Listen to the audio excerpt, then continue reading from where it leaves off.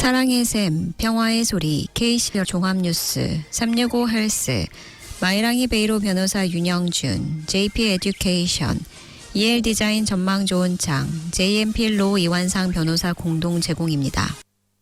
뉴질랜드 뉴스입니다.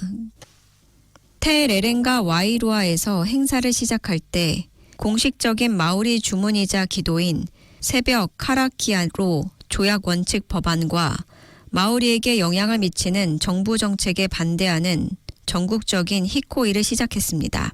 히코이 모테 티리티 참가자들은 웰링턴까지 9일간의 여정을 시작했으며 수천 명이 전국을 가로지르는 호송 행렬에 합류할 것으로 예상됩니다.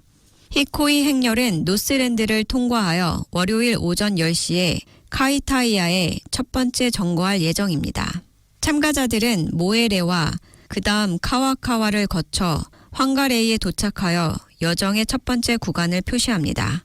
지정된 참가자들은 주요 지점 사이의 거리를 걷거나 달리지만 대부분의 참가자는 차량을 타고 여행을 합니다. 최대 300명이 훨씬 일찍 도착하여 일요일 밤 테카오의 포타히 마라에서 환영을 받았습니다. 일부 사람들은 멀리 와이카토에서 왔습니다. 포이리에서 연설한 호네 하라위아는 시위 운동에 지휘하는 새로운 젊은 지도자들의 물결을 축하하며 그들을 일출 세대라고 불렀습니다. 히코이의 핵심 원동력 중 하나는 액트당의 조약 원칙 법안입니다. 주최 측은 법안의 첫 번째 독회에 맞추어 국회에 도착할 계획이었지만 예상보다 일찍 법안이 도입되었습니다. 액트 대표인 데이비드 시모어는 법안에 대한 비판을 일축하고 법안 제출 날짜의 변경은 정상적인 절차의 일부라고 말했습니다. 3분기에는 신규 주거지 허가 건수가 크게 증가했으며 허가한 주거지 유형에도 큰 변화가 있었습니다. 뉴질랜드 통계청에 따르면 올해 3분기에 9,176채의 신규 주택이 허가돼 작년 3분기 9,126채와 거의 변화가 없었지만 올해 2분기와 비교하면 9.8% 증가했습니다. 또한 3분기는 2분기 연속으로 전 분기 대비 신규 주택 허가 건수에 증가해 18개월 연속으로 이어진 신규 주택 허가 건수 감소세에 종지부를 찍었습니다. 그러나 2021년 3분기에 허가한 신규 주택 수는 분기 최고치인 13,251채에 비해서는 30.8%나 감소했습니다. 또한 개조를 제외한 신규 주택 건설 공사의 추정 가치는 같은 기간 동안 54억 9,400만 달러에서 41억 4,200만 달러로 24.6% 감소했습니다. 2022년 말부터 발생한 주거용 허가 감소는 건축업계 전반에 걸쳐 나타나고 있지만 최근의 결과는 적어도 신규 주거용 건축 공사의 감소세가 바닥을 쳤을지도 모른다는 희망을 품게 해줍니다.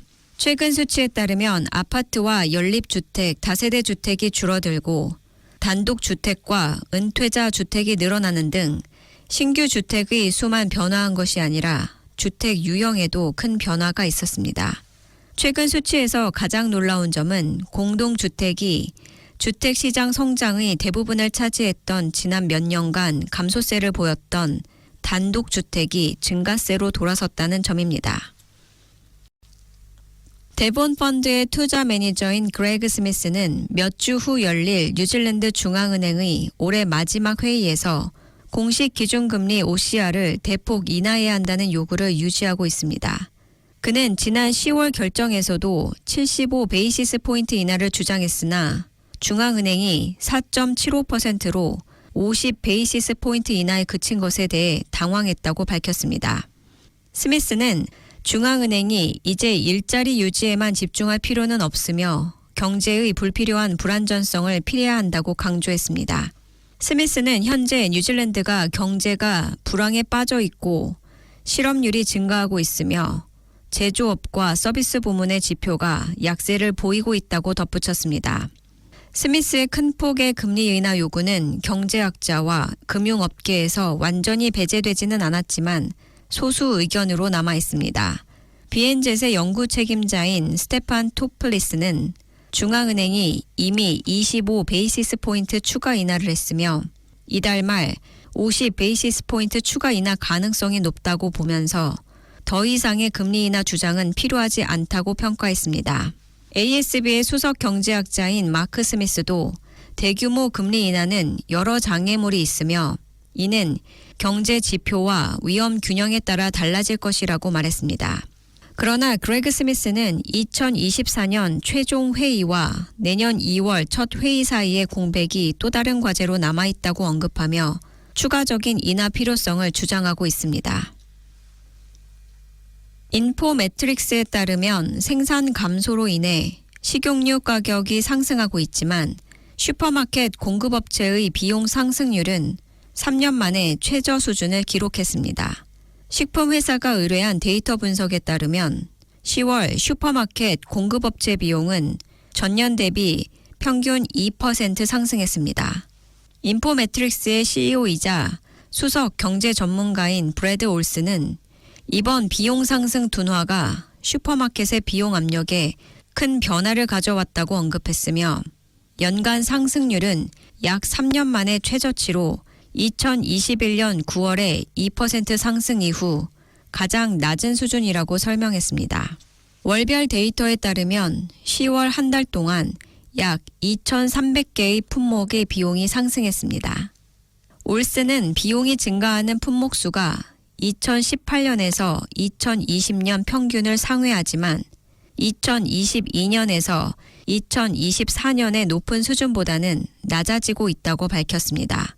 그러나 여전히 일부 품목의 비용은 큰 폭으로 오르고 있으며 10월 비용 변동의 약 10%는 20% 이상의 상승을 보였습니다. 농민과 농촌 가족들이 정부의 학교버스 노선 검토와 취소 결정에 크게 반발하고 있습니다. 이들은 이러한 결정이 소도시를 방치하고 학생들이 학교에 가지 못하게 할 것을 우려하고 있습니다. 교육부는 노선을 정기적으로 검토한다고 밝혔으며 이는 학교 요청, 새로운 학교 개교와 같은 학교 네트워크의 변화, 지역 대중교통망 개선 또는 낮은 이용률과 같은 다양한 요인에 의해 이루어진다고 설명했습니다. 또한 교육부는 비용 절감이 특별한 의도가 아니라고 주장했습니다. 올해 현재까지 총 299개의 노선이 검토되었으며 이 중 39개는 취소되었거나 취소될 예정입니다. 교육부는 노선을 중단하는 기준으로 자격을 갖춘 학생이 8명 미만이거나 학생들이 학교 교통 지원 대상이 아닌 경우를 제시했습니다. 학교 버스를 이용하려면 학생은 본인 거주지에서 가장 가까운 공립 또는 공립통합학교에 다니고 1학년에서 8학년 학생은 학교에서 3.2km 이상, 고등학생은 4.8km 이상 떨어진 곳에 거주해야 하며 대중교통이 실질적인 대안이 아닌 경우여야 합니다. 지금까지 전해드린 뉴질랜드 뉴스는 원뉴스, RNZ, 뉴질랜드 헤럴드, 스톱, interest.co.nz에서 간추렸습니다. 오늘의 환율 정보입니다. 뉴질랜드 달러화 대비 원화의 기준 환율은 832원 25전, 한국에서 보낼 때 840원 57전, 한국에서 받을 때 823원 93전입니다.